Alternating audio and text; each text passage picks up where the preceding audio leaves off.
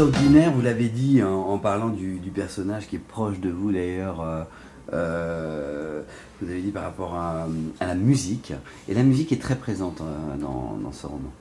La musique est très présente dans ce roman parce que je m'ingénie toujours à mettre de la musique dans mes livres. Et même dans un de mes précédents livres, Un chien qui hurle, à la fin, j'avais mis la bande originale de ce qu'écoutait le héros, parce que pour rendre hommage aux gens que j'écoutais pendant que j'écrivais le livre, et parce que ça me paraît important, parfois,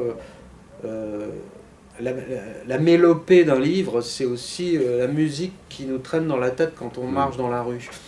C'est des images, c'est du son. Moi, je viens du cinéma aussi, donc j'essaye aussi de faire du cinéma en écrivant. Oui, là, le personnage principal, en plus, pour corser le tout, est musicien, il est batteur. Comme moi, je pratique la batterie en amateur, et c'est un instrument que j'aime beaucoup parce qu'il sculpte le temps. Et c'est un livre aussi sur le temps. Sur la temporalité, donc j'avais envie de parler de cet instrument qui est à la fois brutal et extraordinairement subtil. Et pour mon personnage principal, c'est comme un slogan, c'est un peu une formule, mais le personnage qui est donc corse, et on sait qu'il y a une tradition en Corse des armes, de la vendetta, mais un peu moins aujourd'hui, mais en tout cas de l'honneur bafoué. Je voulais que mon personnage dise à un moment qu'il préférait le bronze de ses cymbales à l'acier du calibre de l'arme. La métaphore va au-delà de la formule. C'est préférer la culture, c'est préférer l'art à la violence, quoi, à la vengeance. Voilà. Vous m'avez dit un truc que j'ai pris comme un compliment, ça l'était d'ailleurs, que le livre était assez différent du précédent. Je pense que ce qui est bien, je pense que tous les écrivains font des variations autour du même thème, T'-I-M-E, comme disait Gainsbourg, c'est-à-dire qu'on est égotique, donc on parle beaucoup de soi, on essaie de transformer, de projeter, de voir le monde, mais c'est toujours le même regard. Et ce qui est intéressant, c'est de se dupliquer soi-même, c'est d'essayer de se retrouver dans d'autres personnages, et donc de retrouver une nouvelle manière d'écrire. Et moi, c'est comme la musique, quoi. C'est bien quand on expérimente ce qu'on n'a pas fait. Et là, d'où les trois voix, d'où la nécessité J'aime bien me mettre des barres un peu plus haut pour m'éprouver moi-même le prochain, ça va être bien aussi. Vous avez déjà pensé justement au prochain, vous êtes déjà dessus? Ouais, j'en ai écrit un quart. Ah oui, donc c'est bien. Mais si je n'écris pas, je suis malheureux, je ne fais pas bien.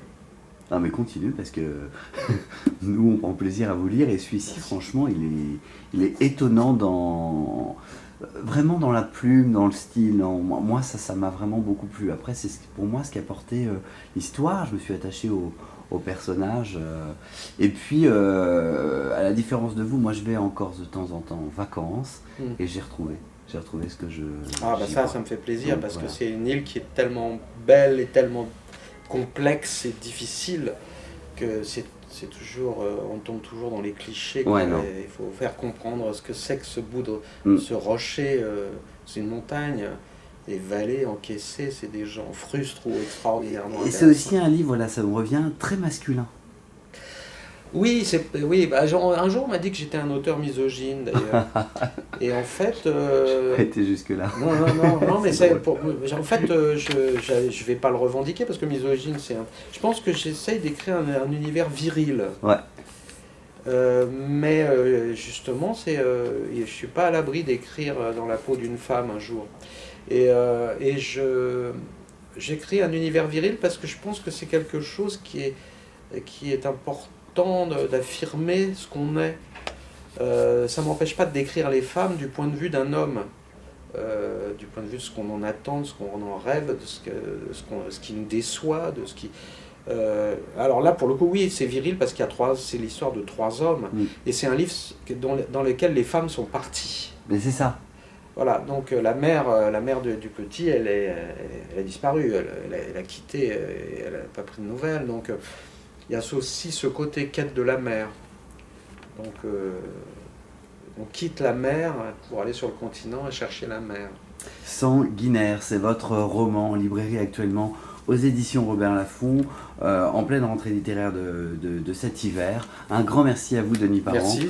C'était un plaisir parce que vous êtes venu nous voir depuis la Corse, donc on est ravis d'avoir profité de ce séjour pour tourner cet entretien. Un grand merci à vous. À bientôt.